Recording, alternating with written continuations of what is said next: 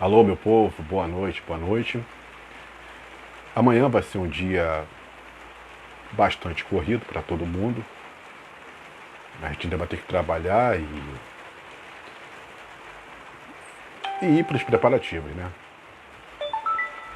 Mas o que a gente quer falar é um pouco sobre esse dia que chamam de Natal, né? E dizem que é o nascimento de Cristo.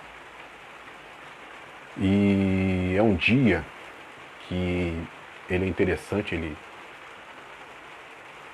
causa muita tristeza, é muito materialismo, muita preocupação com as coisas que poderão ser dadas ou também poderão ser recebidas. E vamos colocar assim que o suposto aniversariante, o Jesus Cristo, né? É interessante que o suposto aniversariante, ele mesmo é o esquecido. Ele mesmo é o deixado de lado, né? Até porque também, lógico, todo mundo já está cansado de saber que esse dia é um dia mentiroso, que na verdade, eu peço desculpa a algumas pessoas que professam outras religiões, a gente não vai estar ofendendo, mas é impressionante como que uma mentira contada várias vezes, ela acaba se tornando verdade. E essa mentira criada pela Igreja Católica, lógico que acabou com o tempo se tornando uma verdade, porque tem todo um paganismo em cima de um dia, né, desse dia, do tal nascimento de Jesus. E todo mundo sabe que Jesus não nasceu em dezembro, que Jesus não nasceu nesse período. A maioria sabe que Jesus Cristo, ou Yeshua para os judeus, nasceu em março, até por uma questão de tempo, por uma questão de astronomia, por uma questão vamos botar, de clima, que enquanto aqui, né, nesse período, a gente está no verão, lá está no inverno. Então, evidentemente que Jesus Cristo jamais nasceria no inverno, ou teria nascido no inverno, uma vez que a Bíblia ela vai mostrando que, no caso, os pastores andaram, os magos, né, do Oriente foram até Belém. Então, é lógico que o clima ali teria que estar calor, teria que ser um verão. Mas, como a Igreja Católica, né, ela precisava e precisa ainda de alguma ignorância do povo, ela apregoou esse dia 25 de dezembro como sendo o dia do nascimento de Jesus.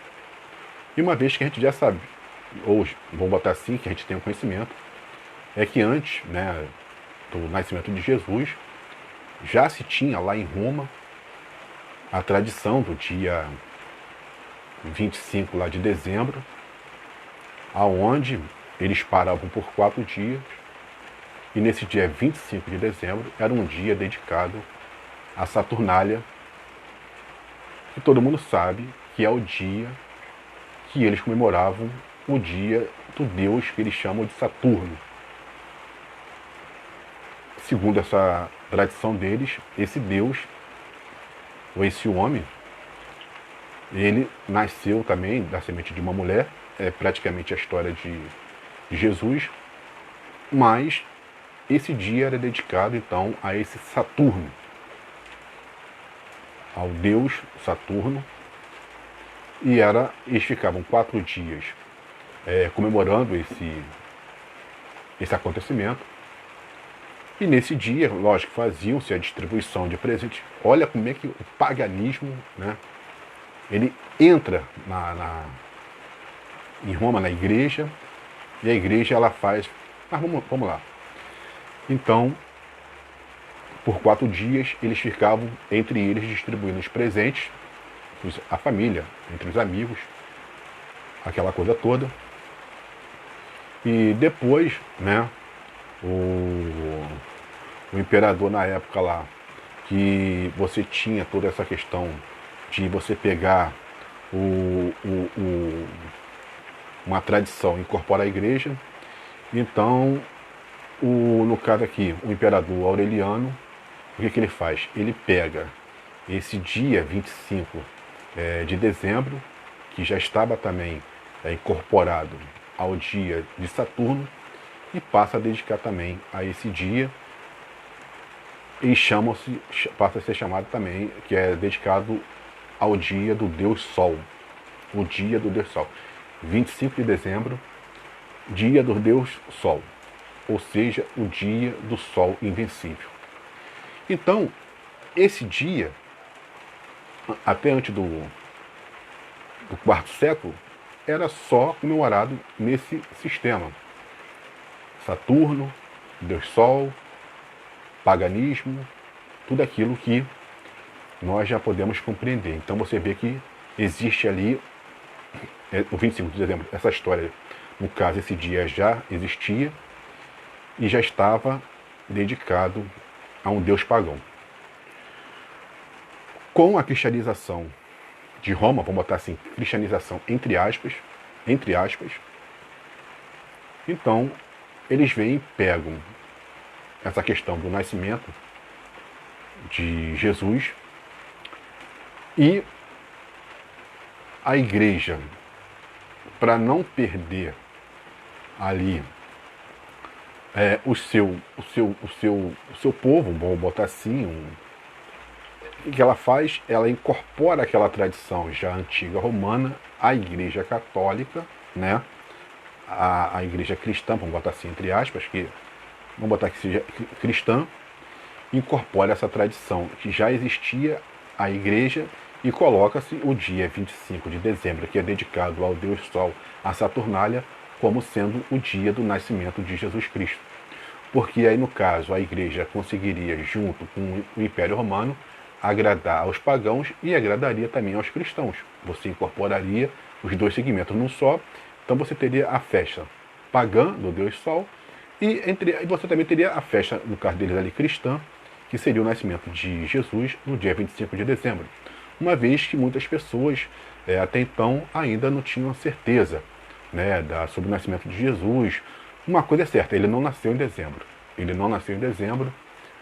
Se fosse colocar pela lógica, ou ele poderia ter nascido em setembro, ou só poderia ter nascido em março.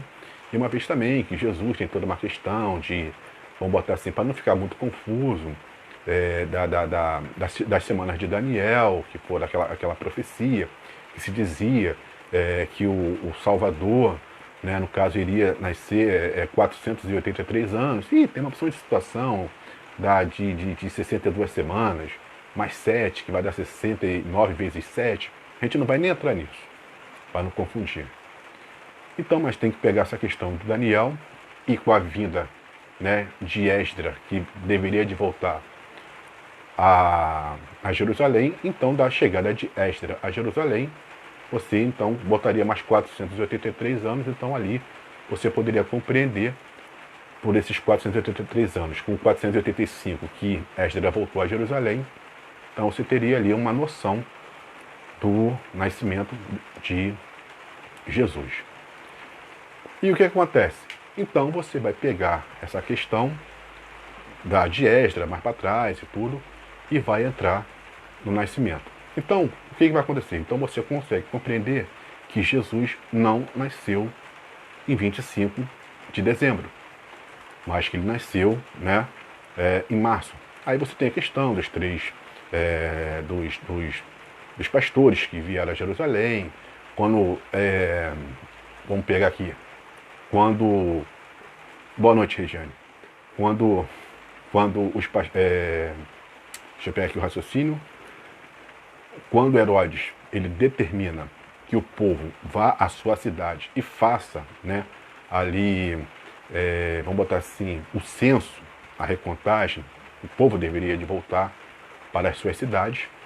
Lógico que Herodes não iria fazer isso, fazer o povo andar por 6 meses num deserto, numa temperatura fria, porque ele sabia que o povo não iria e que também né, ele iria causar uma revolta. Então, só por aí, você já entende que, na verdade, Jesus Cristo, então, não nasceu no inverno. É só uma questão da gente parar e pensar. É só uma questão da gente parar e analisar. Pô, como é que aí eu tenho o nascimento da criança, ele está dentro de a manjedoura, aquela coisa toda, né? E ali você precisa, lógico, tem um aquecimento normal, porque lá no Oriente é assim, quando está de noite é frio mesmo, quando está à noite é calor. De dia é calor. E aí você vai analisar, e os 3 pastores vêm com as suas ovelhas, os pastores também que estavam lá, onde quando recebe a mensagem do anjo Gabriel, eles estavam aonde? Estavam, vamos botar assim, a céu aberto, né? Eles não estavam cobertos, eles não estavam dentro de um recinto por causa do frio, eles estavam a céu aberto por causa do calor. Então só aí a gente já mata a charada de que Jesus Cristo não nasceu em dezembro.